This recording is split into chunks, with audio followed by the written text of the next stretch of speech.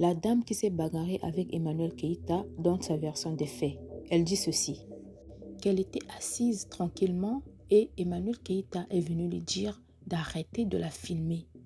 Emmanuel Keïta lui reproche d'avoir l'habitude de la filmer et qu'elle sait que la femme en question est une de ses fans, donc il faut qu'elle arrête de la filmer.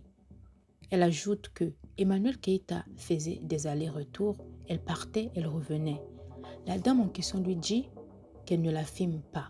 La dame lui montre même son téléphone en disant « Voici mon téléphone, vous pouvez voir, je suis en train de faire mes trucs, je ne suis pas en train de vous filmer, donc laissez-moi. » Emmanuel Keïta continue à faire des allers-retours. Et à un moment donné, ça a commencé à énerver la dame. Puis, c'est là où elle lui a dit « Quand vous incitez à dire que je vous filme, maintenant je vais vous filmer. » Et c'est la partie qu'on a tous vue sur les réseaux sociaux. Non, je te filme. Oui, je te filme, je te filme. Je te filme bien même. Je te filme bien même. Tu n'es pas en train de me filmer. Je te filme. Tu ne me filmes pas. Ok.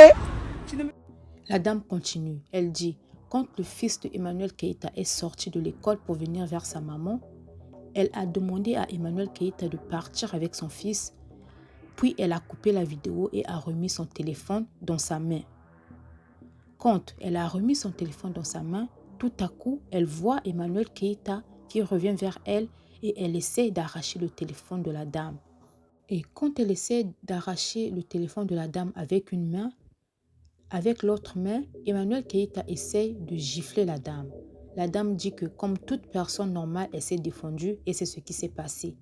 La dame jure qu'elle ne connaissait pas Emmanuel Keïta et que c'est Emmanuel Keïta qui lui a dit qu'elle était une star. Elle continue. Elle dit qu'elle n'a jamais agressé Emmanuel Keïta parce qu'elle était en pyjama. Elle n'a jamais reproché à Emmanuel Keïta d'être venu chercher ses enfants en pyjama. Elle ajoute qu'elle ne peut pas reprocher à Emmanuel Keïta d'être venu chercher ses enfants en pyjama car elle-même, elle n'était pas en costume quand elle est venue chercher sa fille. On ne tape pas quelqu'un parce qu'il est en pyjama. La dame dit qu'elle n'est même pas sur les réseaux sociaux. Elle ajoute que si elle avait vraiment l'habitude de filmer Emmanuel Keïta, c'est qu'avant cet événement, il y aurait déjà plusieurs vidéos de Emmanuel Keïta en pyjama devant l'école sur la toile.